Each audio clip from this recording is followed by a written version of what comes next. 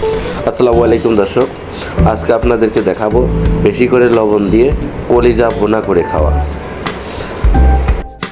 এই জন্য আমাদের লাগবে প্রথমে একটি সুস্থ সবল কলিজা, যেটা আমি বাজার থেকে সংগ্রহ করছি, এবং কলিজাটি সংগ্রহ করে প্রথমে তার ওপর থেকে পাতলা আবরণটি ছাড়িয়ে নিতে হবে।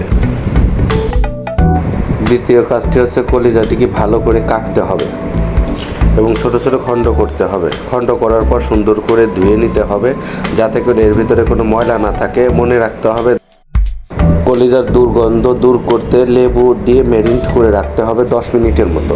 আমরা 10 মিনিট ম্যারিনেট করে রেখে দিব। তারপরে ভালো করে ধুয়ে নিতে হবে যাতে সাদা ফকফকা হয়ে যায়।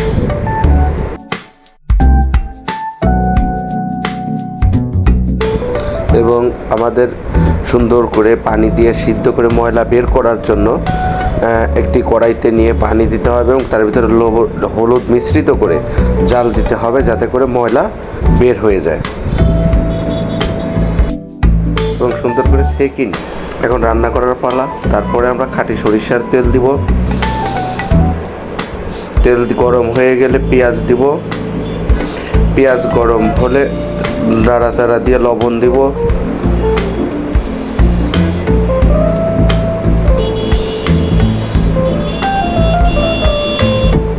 পরিমাণ মতো জিরা, আদা এবং রসুন বাটা দেব। তারপর কিছু কাঁচামরিচ দিয়ে দেব এবং মরিচের গুঁড়া দিই ও হলুদ দিয়ে সুন্দর করে নাড়াচাড়া দিয়ে ভালো করে কষিয়ে নিই। মনে রাখ গরম মশলাও দিতে হবে। পানি দিয়ে সুন্দর করে কষাতে হবে।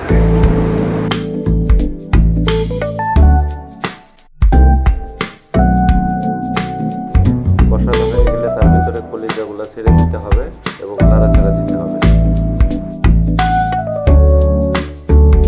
এবং তৈরি হয়ে গেল আমাদের সুস্বাদু কলিজা ভুনা। এবং বন্ধুকে খাওয়াইতে হবে, আর বন্ধু বলবে যে কলিজা ভুনা করেছি, আর পরেও বলবে যে